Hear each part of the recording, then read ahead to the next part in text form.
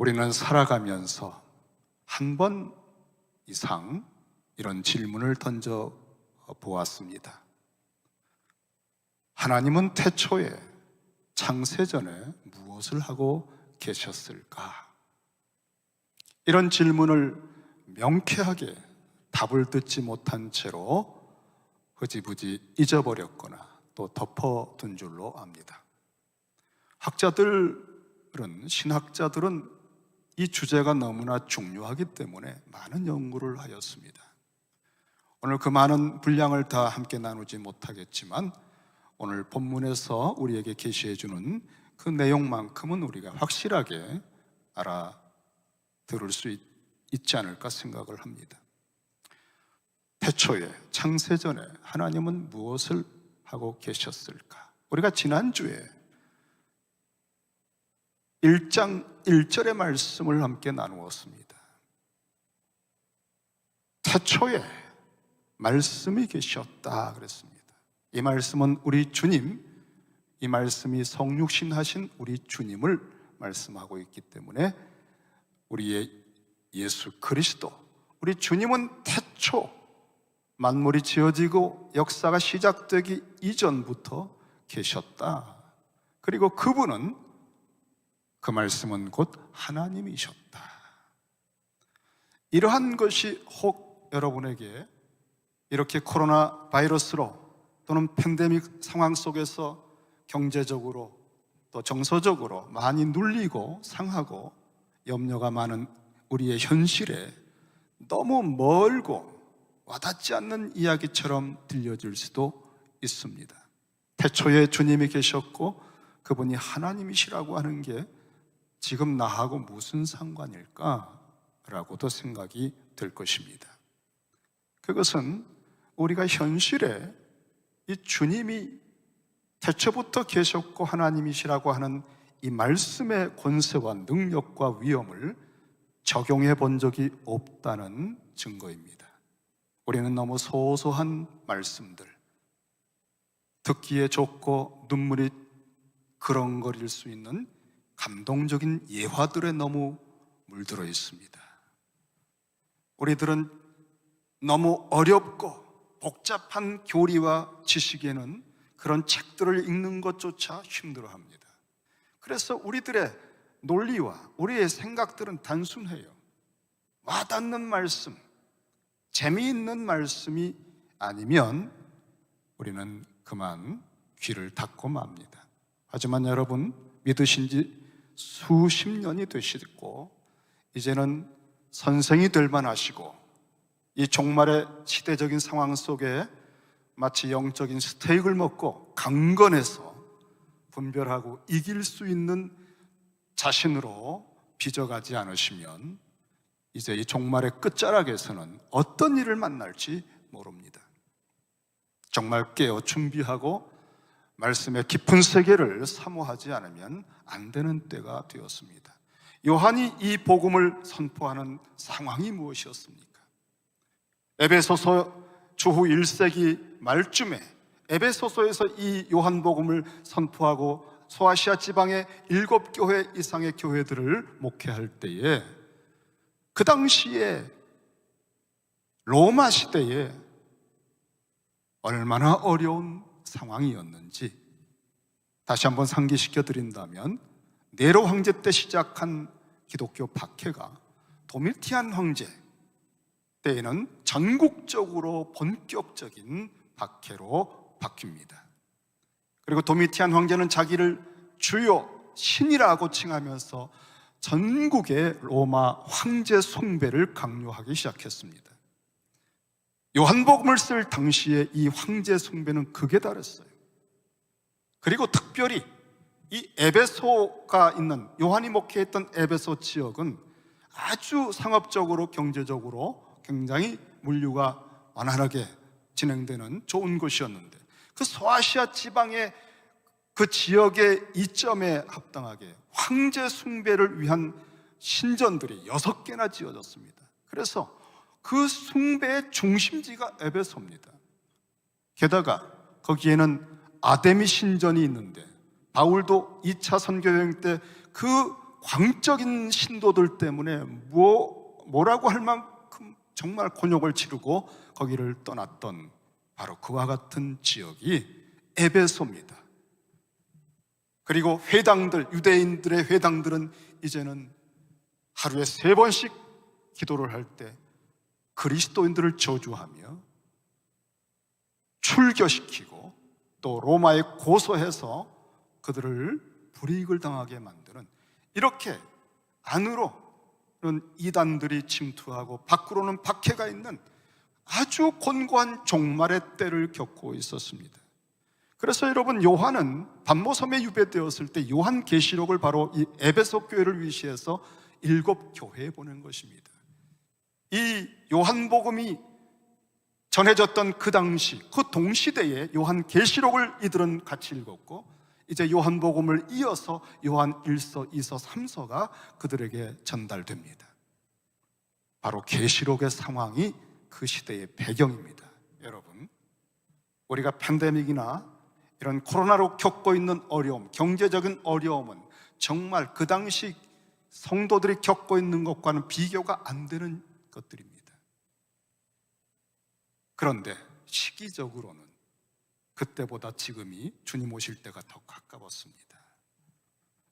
우리는 어쩌면 7교회, 소아시아의 7교회 중에서 모든 게 미국이라는 풍요한 도시 속에 자유가 있기 때문에 라오디게아 교회처럼 종말에 대한 고통과 긴장감을 잃어버리고 좀 불편한 것에 낙심하고 그렇다가 백신이 나와서 좀 회복되고 이런 것들 정도의 업앤다운을 겪으면서 뜨뜻미지근하게 상황에 휩쓸려가고 있는 그런 책망받는 교회의 모습이 되고 있지 않은가.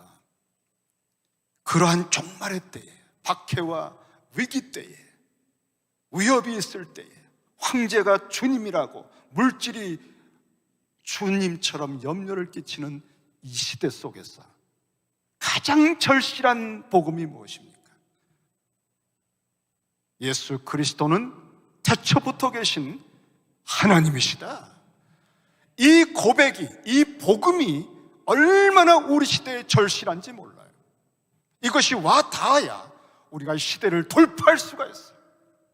이런 코로나나 팬데믹 같은 정도가 아니라 더 큰 변종들이 와도 우리는 이겨낼 수 있어야 될 준비를 지금 시키고 계신 겁니다. 이거 지나가면 다 괜찮을 거라고 생각하시면 안 돼요. 지금은 정말 종말의 끝자락을 향해 가고 있습니다. 지금 준비를 하라고 이러한 시대적 상황을 주셨는데, 이거 이제 해소가 됐다라고 방심할 때 우리는 이 말씀, 복음이, 요한복음이 선포되었던 이 말씀을 적용해 볼 수 있는 든든한 신앙의 세계를 영영 놓쳐버리고 말 것입니다. 태초에 계신 이 하나님이신 말씀, 요한은 이 고백이 그 어려운 시대를 돌파할 거의 유일한 말씀이고 메시지라고 확신했기 때문에 이 복음서를 듣는 모든 사람들의 심령 깊은 골수에서 마치 생수가 터지듯이 이 고백, 신앙 고백이 터져나올 때에야 시대를 이길 수 있다고 믿었던 것 같습니다. 그래서 요한복음 전체를 관통하면서 이 1장 1절의 메시지가 도착하는 지점이 어딘고, 우리의 생각과 세계관과 사고방식의 핵심부에서부터 터져나올 신앙 고백으로 자리 잡도록 목표를 정하고 메시지를 쓴 것입니다. 그래서 바로 예수 그리스도의 제자들 중에서 주님이 십자가에 못 박히시고 다 흩어지고 주저앉았을 때, 부활하신 주님이 방문하신 그때에 한 제자가 빠졌어요. 도마라고 하는 제자입니다. 야, 우리가 주님을 보았다. 주님이 살아나셨어. 그때 그는 단호하게 말합니다. 내가 그 옆구리에 창자국에 손가락을 넣어보고 주님의 못 박힌 손을 확인하기 전에는 절대로 믿을 수가 없다. 이 도마 한 사람을 위해서 한 주 지난 다음 주일에 부활하신 주님께서 오셨습니다. 그리고 도마에게 말씀하셨습니다.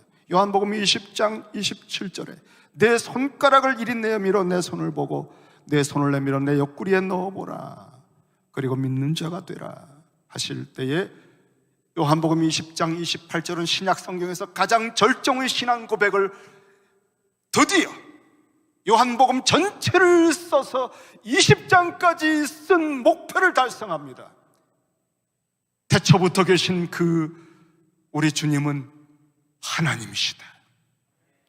로마 황제가 자기를 주요 신이라고 하는 그 모든 시대적인 어리석음을 다 압도하고 깨뜨리고 죽음의 위기 속에서도 담대히 선포할 수 있는 도마의 고백, 나의 주님이요 나의 하나님이십니다라고 그는 외쳤습니다.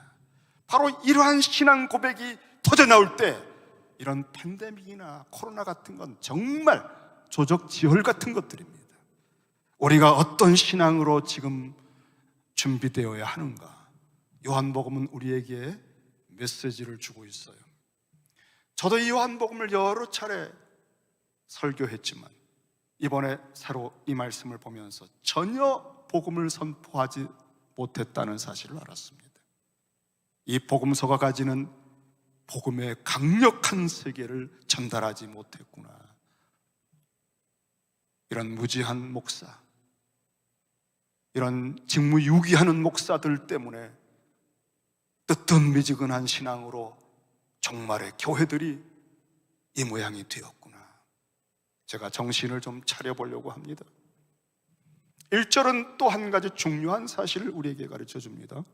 그것은 태초의 말씀에 계셨고 이 말씀이 하나님과 함께 계셨다는 것입니다.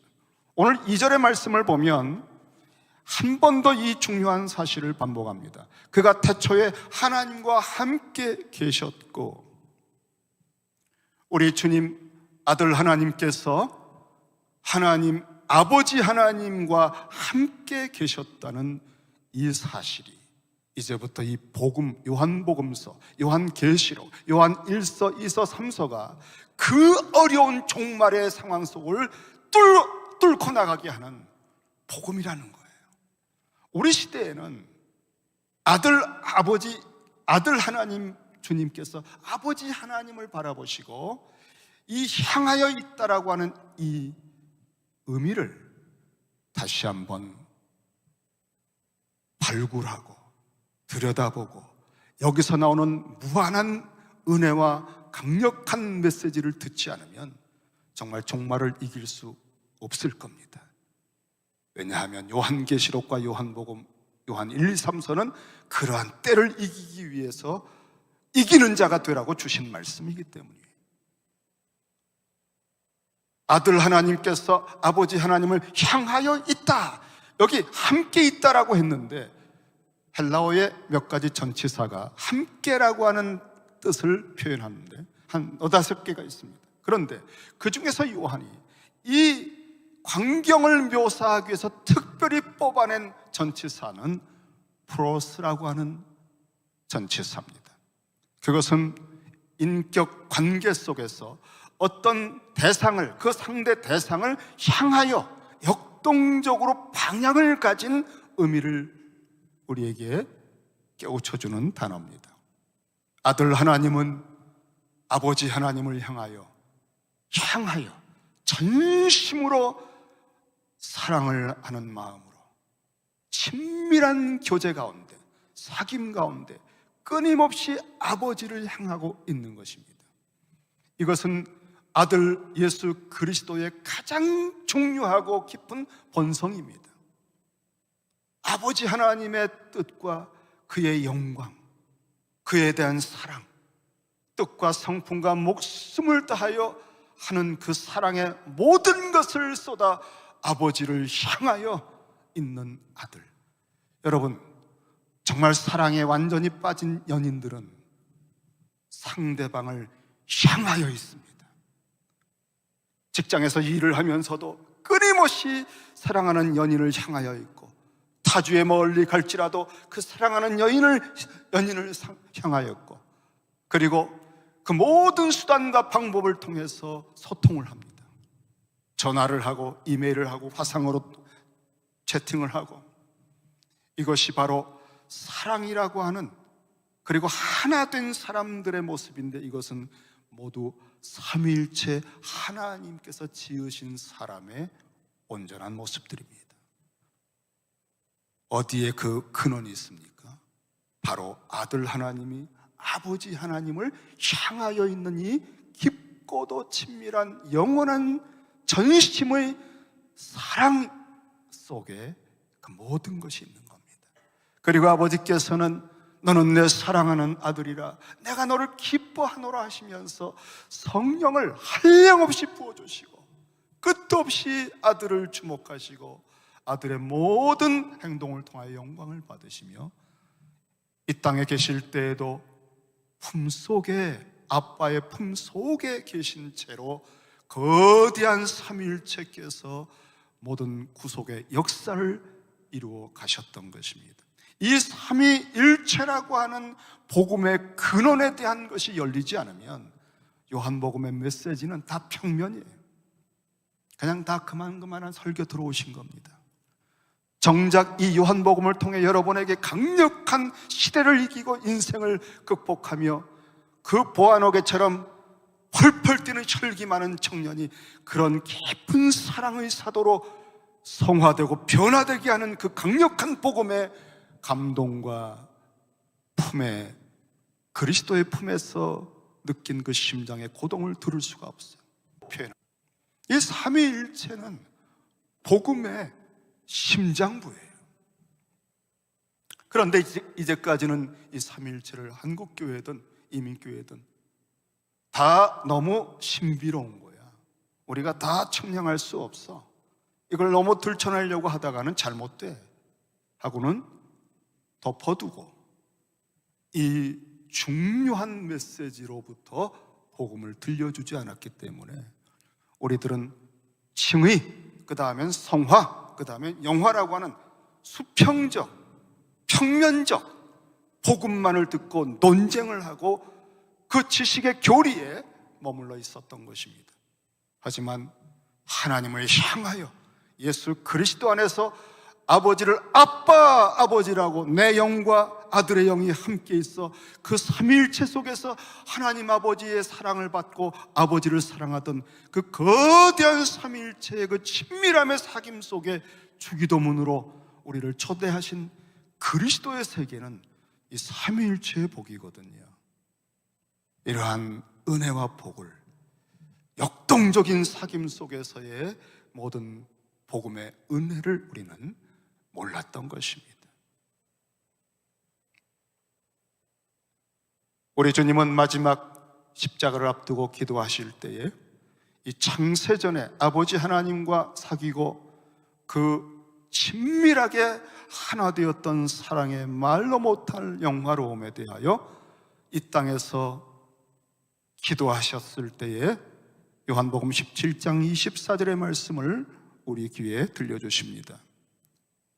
아버지여, 내게 주신 자도 나 있는 곳에 나와 함께 있어 아버지께서 창세전부터 나를 사랑하심으로 내게 주신 나의 영광을 그들로 보게 하시기를 원하옵나이다.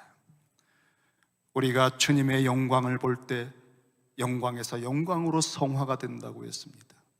그런데 부활하신 주님이 해같이 빛나는 것을 딱 한 번 보았던 사울이라고 하는 청년은 그 다메섹에서 거꾸러지면서 그의 일생, 그의 영혼의 심층부가 뒤집히고 온 세계 교회사를 바꾸는 위대한 사람으로 변화가 됩니다.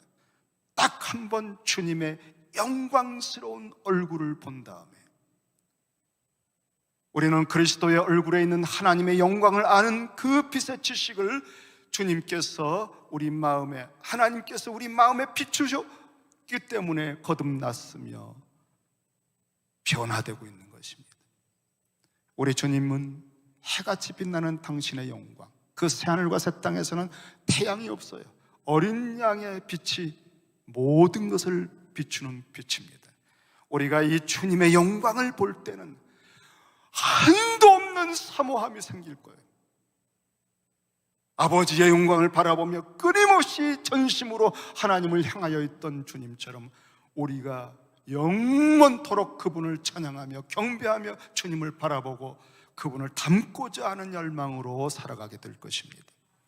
이것이 가장 큰 복입니다. 그래서 이 지상에서도 비록 거울을 보는 것처럼 희미하지만 우리가 그의 영광을 보니 은혜와 진리가 충만하더라. 그 영광을 보고 즐거워할 때 시대를 이길 수가 있어요. 올 한 해 우리의 모든 표어가 주님의 영광을 보고 즐거워하는 교회. 다른 데서 즐거움을 찾지 마세요, 여러분. 정말 좋은 사람 만나보세요. 얼굴도 준수하고 아주 성품도 스마트하고 그 한마디 한마디에 그의 선함이 뚝뚝 떨어져 있고, 그를 만나서 한 10분을 교제하면 흐뭇하고, 그의 미소 속에 나도 어느새 웃고 있는 그 선과 신실함의 영광을 느낀 다음에는 야, 나도 참 저렇게 살고 싶은데 참 보기 좋다. 그런 사람의 영광도 우리에게 흠모하는 마음을 일으키고 우리에게 도전을 주고 변화시키는, 감화시키는 힘이 있는데, 은혜와 진리가 충만하신 우리 주님의 영광을 보는 사람들은 요한복음을 통해 진짜 그 영광을 말씀 가운데 여러분이 조금이라도 맛보게 된다면 우리 속에 지각 변동이 일어날 것입니다. 이것이 목회자들의 사명인데 그걸 못해드려서 너무 죄송합니다. 말씀 속에서, 메시지 속에서 주님의 이 영광을 보여드리지 못해서 죄송합니다.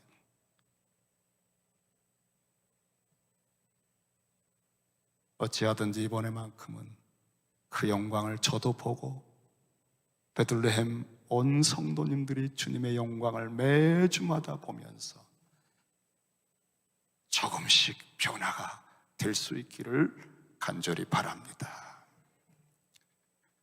이렇게 창세전부터 아버지의 사랑을 받고 아버지를 온전히 사랑하시며 이 친밀한 하나됨의 교제 가운데, 사귐 가운데 계시던 주님은 이제 십자가의 모든 일을 다 마치고 그 영광을 이들도 보게 해달라고 하신 것 보면, 창세전에 하나님께서, 삼위일체 하나님께서는 서로 사랑하며 하나 되시며 사귐의 행복 가운데 있는 것만은 아니었던 것 같아요.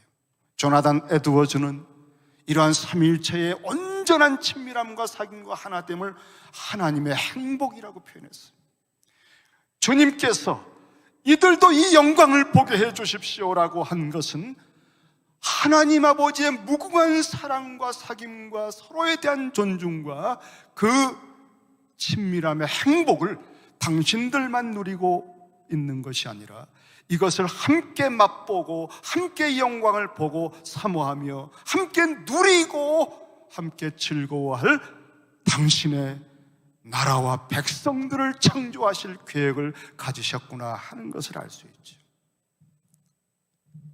그러한 하나님이 그리스도 안에서 택한 백성들을 창조하시고 또 만물을 창조하셔서 당신의 영원한 능력과 신성을 알게 하는 일반 계시로 온 우주와 만물을 창조하셔서 함께 누리고 그 모든 사람들이 함께 이 영광을 맛보며 동참하며 예배하며 그 사랑을 받아 복되게 하고자 하는 하나님의 계획이 창세전의 삼위일체 가운데서 의논되었다는 거예요. 아버지 하나님께서 생각하시고 아들 하나님이 그걸 들으시고 그 계획을 순종하시고 그 모든 이루어 놓으신 구원의 완성을 성령께서 각 사람에게 시대마다 적용하시면서 이제 하나님의 이 큰 계획은 지금도 이루어지고 있습니다. 이것을 신학자들은 창세전의 삼위일체 안에서 일어났던 구속의 언약이다, 구원의 협약이라고 표현하고 있습니다. 그것을 바울도 옥중에서 순교의 위기 속에서 이 사슬이 묶여있는 그 고난 속에서도 이 삼위일체 속에서 은원되었던 이 하나님의 사랑과 구원의 은혜에 대한 묵상을 하면서 찬송하리로다 찬양이 터져나왔어요. 이것이 우리 시대를 이길 수 있는 힘이라고 하는 걸 알 수 있죠. 에베소서 1장에서 로마의 옥중에 있는 바울은 바로 이 창세전의 하나님의 계획을 묵상하다가 찬송하리로다, 하나님 곧 우리 주 예수 그리스도의 아버지께서 그리스도 안에서 하늘에 속한 모든 신령한 복을 우리에게 주시되 그 삼위일체의 은원 속에서 우리에게 주신 모든 신령한 복을 묵상하다가 찬송이 터져나온 거예요.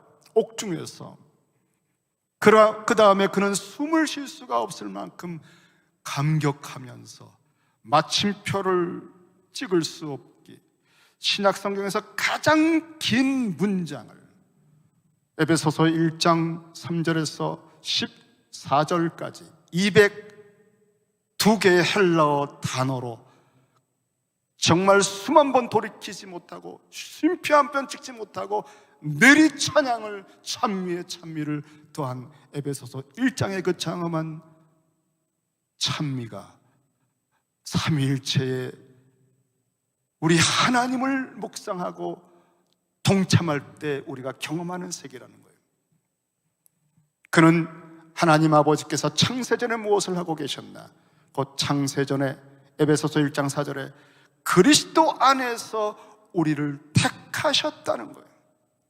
우리를 택하여 당신의 거룩하고 흠이 없는 자녀들이 되게 하시기로 작정하셨다는 겁니다. 그리고 이러한 계획을 아들 하나님, 당신의 아들에게 의논하실 때에 이 모든 것을 이룰 수 있도록, 왜냐하면 창조를 하고 하나님의 모든 보시기에 심히 좋았을지라도 하나님은 아십니다. 타락이, 죄악이, 사단이 역사할 것을.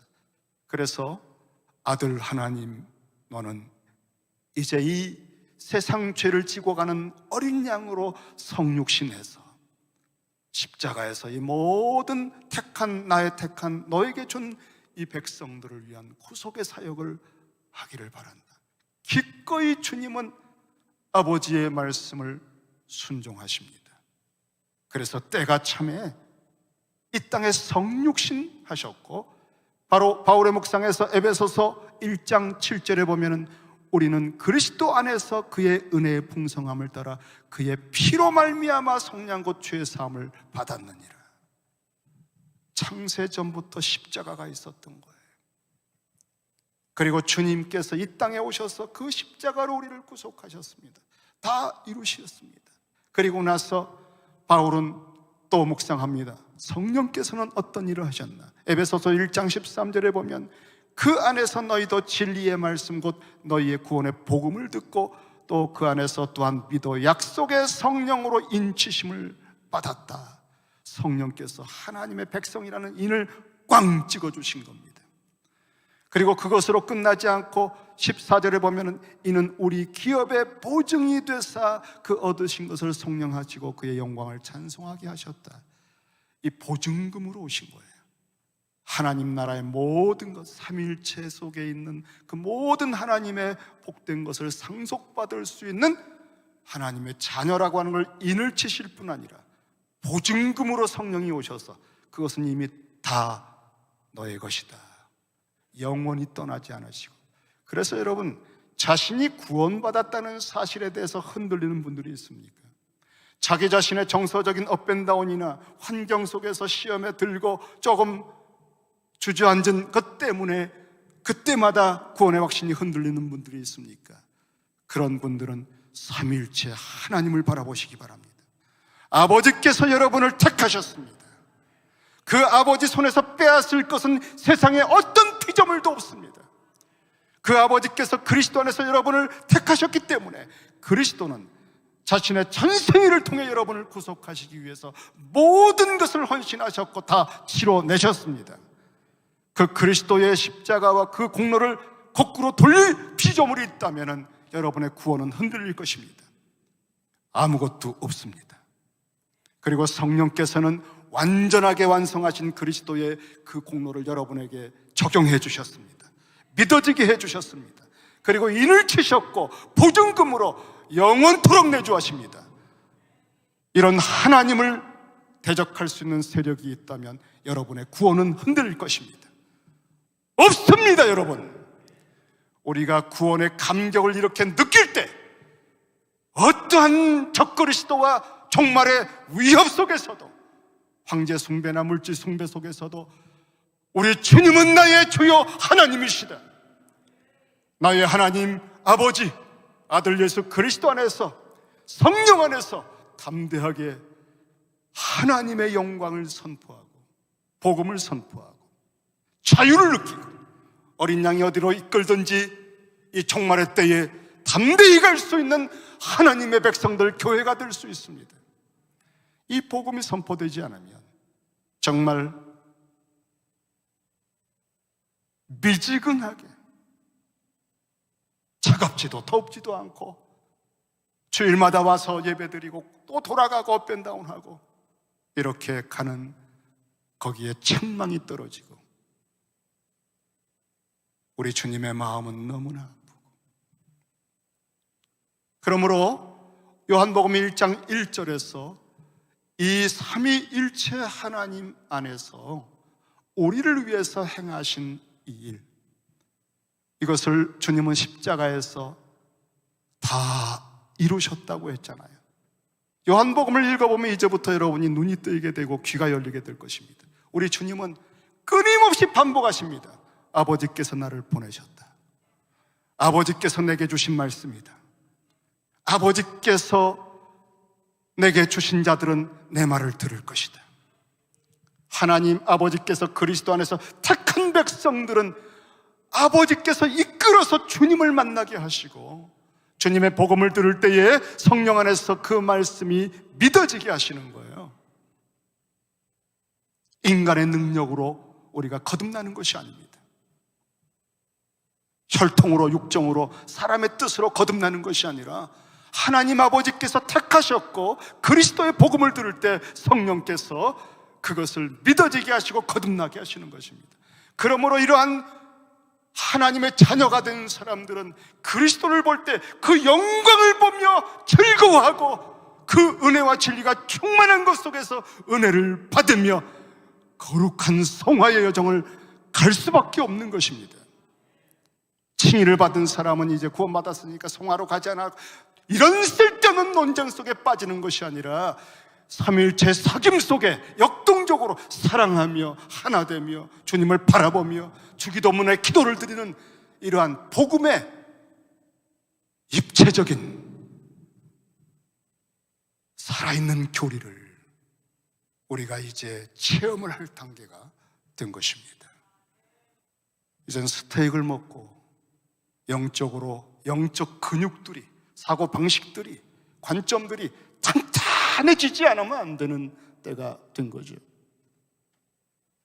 우리 주님께서는 그래서 끊임없이 기도하셨습니다. 우리를 위해서. 요한복음 17장 4절에 아버지여, 창세전에 내가 아버지와 함께 가졌던 영화로서, 아버지와 함께 가졌던 영화로서 지금도 아버지와 함께 나를 영화롭게 하옵소서. 이 기도를 하시기 전에 어떻게 그 일이 이루어졌습니까? 요한복음 17장 4절에 보면 아버지께서 내게 하라고 주신 일을 내가 이루어 아버지를 이 땅에서, 이 세상에서 영화롭게 하였다 그랬어요. 우리 주님께서는 하나님 아버지가 맡겨주신 일, 보내신 일을 위해서 전심으로 순종하며 사셨는데 그것을 다 이룬 것이 바로 십자가에서 유월절 양으로 그 양이 죽는 그 시간에 못 박혀 죽으신 겁니다. 그리고 요한복음에만 그 표지가 나오는데 뼈를 꺾질 않습니다. 왜냐하면 유월절 양은 뼈를 꺾질 않아요. 완전하게 아버지께서 하라고 주신 일을, 보내신 일을 완수하신 겁니다. 그래서 다 이루었다라고 외치신 겁니다. 여러분을 위해서 얼마나 섬세하게 완성하셨는지 몰라요. 한 가지만 짚어본다면 우리 주님께서 십자가에 못 박혀서 마지막 6시간의 마지막 흑암이 덮이고 진노와 저주의 영원한 심연에 내동댕이 쳐지고 짓밟혀진 그 무서운 지옥의 현실을 경험하면서 주님께서 이제는 다 겪어냈구나 하는 것을 느끼셨습니다. 어찌하여 나를 버리시나이까? 그 버림받음의 모든 것을 다 받아내셨습니다. 요한복음 19장 28절에 보면은 그 후에 예수께서 그 6시간이 거의 끝자락에 되었을 때에 모든 일이 이미 이루어진 줄 아시고 다 이루신 걸 아셨어요. 그런데 딱 한 가지가 남았습니다. 성경을 응하게 하려 하사 이르시되 내가 목마르다 하셨습니다. 딱 한 가지 말씀이 성경이 이루어지질 않았어요. 그래서 그것을 마무리하시고 난 다음에 다 이루었다라고 외치시고 운명하신 겁니다. 그 한 가지가 뭐죠? 그것은 시편 69편 21절에 있는 말씀처럼 목마를 때에는 초를 마시게 하였사오니 라는 말씀. 내가 목마르다 할 때 사람들이 신포도주를 주님께 드렸고 주님은 그것을 받으시고 난 다음에 완전히 성경을 성취하신 줄 이제 아시고 다 이루었다 하신 겁니다. 그런데 여러분, 얼마나 섬세한 성취가 있었는가를 시편 69편 21절은 우리에게 가르쳐 주는데, 십자가에 못 박히시는 초반에 시편 69편 21절에 있는 말씀 앞에 부분을 보면 그들이 쓸개를 나의 음식물로 주며 그 다음에 목마를 때에는 초를 마시게 하였사오니 한 절 안에 두 파트가 있습니다. 먼저 나온 것은 그들이 쓸개를 나의 음식물로 주며 라고 하는 말씀인데, 십자가에 처음 못 박히셨을 때에 마태복음 27장 34절에 보면 사람들이 쓸개 탄 포도주를 예수께 주어 마시게 하려 하였다 했습니다. 바로 시편 69편 21절 앞부분에 적용을 한 것입니다. 그런데 그것은 마취제이기 때문에 아버지께서 하라고 하신 그 고난과 진노의 잔을 마시는 모든 고통과 고난을 겪어내셔야 하겠기에 그 마취제를 거부하십니다. 예수께서 맛보시고 마시고자 하지 아니하셨다. 그리고는 6시간 동안 온 피를 흘리고 물을 흘리고 탈진하고 혀가 입천장에 붙을 만큼 완전히 죽음의 막바지에 도달하셨을 때에 다 이제는 거의 이루었다는 걸 아시고 마지막 한 말씀, 같은 시편 69편 21절 후반부, 목마를 때는 초를 마시게 하였다는 그 말씀을 성취하려고 목마르다고 외치신 거예요. 이것을 보면 다 이루었다고 하신 말씀 속에는 아버지께서 맡기신 일에 대해서 티끌도 남김이 없어요. 구약에 예표되었고 예언되었고 약속되었던 모든 것들을 다 이루시고 성취하신 것이고, 마지막에 그 한 자락에 성경 구절까지도 완성하시고 성취하신 것입니다. 이렇게 다 치러내신 과거, 현재, 미래 모든 죄를 짊어지고 죽으신 주님의 십자가의 공로에다가 무엇을 보태려고 하는 사람들에게는 바울이 말했던 것처럼 저주가 떨어질 것입니다. 이 완전한 그리스도의 구속과 성령께서 인을 치시고 아버지가 택하신 여기에 바울은 딱 한 가지를 했습니다. 찬송하리로다. 이 값없이 주신 은혜를 찬미케 하려고 이와 같은 은혜를 주셨도다. 이 찬송과 삼일체 간에 초대받아서 주기도문으로 기도하며 아들의 영 안에서 아빠 아버지라 부르짖는 이 삼일체 속에 아들의 형상으로 변화되어가는 이 삶이 우리에게 기쁨이고, 이 시대의 어떤 환난이나 위협을 다 이겨낼 수 있는 폭탄 같은 복음의 메시지라고 하는 것을 요한이 요한복음을 통해서 선포하고자 했던 것입니다. 오늘날의 종말의 교회는 이 말씀이 생명입니다.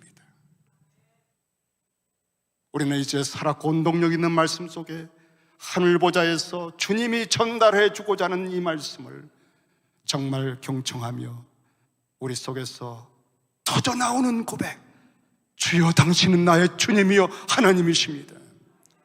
그것은 십자가에 못 박힌 흔적을 보고 옆구리의 정자국을 보고 나를 위하여 다 이루어 놓으신 그 구원을 성령 안에서 확신하는 도마의 고백입니다.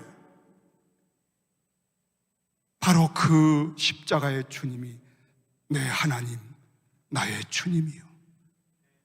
황제가 죽이고자 하고 핍박을 하는 것은 이제 두려움이 아닙니다. 먹을 것이 없는 경제적인 어려움들은 이제 우리에게 염려가 아닙니다. 에베소의 지역에 신전에 가서 봉사하지 않고 그리스도를 선포하는 사람들은 그 상권이 다 경제 구조가 그 우상 숭배와 연결되어 있어요. 다 소외당하고 직장을 잃어버리고 그런 사람들 속에 에베소 지역의 7교회에 좀 부요한 곳에 있는 빌라델비아 교회는 먹을 게 있다, 부족한 게 없다, 우린 자유하다. 그래서 뜨뜻미지근한 거예요. 주님께서 그들의 마음에 문을 두드리셨어요. 내가 문 밖에서 두드리노니 그 문 밖에 서서 계속 두드리노니 내 음성을 듣고 문을 열면 내가 그에게로 들어가 그와 더불어 먹고 그는 나와 더불어 먹으리라. 바로 우리 시대의 교회들을 향해서 요한복음의 요한계시록의 요한 1, 2, 3, 4의 메시지를 들고 주님께서 마음의 문을 두드리시는 겁니다. 내 심령 속에서 내가 너의 유일한 주님이여 하나님이냐, 그 고백이 뜨겁게 타오르지 않는다면 내가 입에서 내칠 것이다. 그 모양으로 살아가는 것은 허락할 수 없다. 그리고 내가 너와 더불어 먹고 마실 것이다. 이것은 삼위일체 사귐 속에 초대하는 것입니다. 칭의 다음에 성화고 성화를 왜 이루어지지 않는가, 이런 어리석은 지식 논쟁이 아니라 사귐 속에, 살아계신 하나님의 임재 속에 진짜 복음을 맛보고 먹고 누리면서 주님의 형상으로 변화되어가는 이 말씀이 아니면 우리 시대는 살 길이 없다고 선포하는 메시지입니다. 기도하십시다. 한 목소리로 한번 오늘 들은 말씀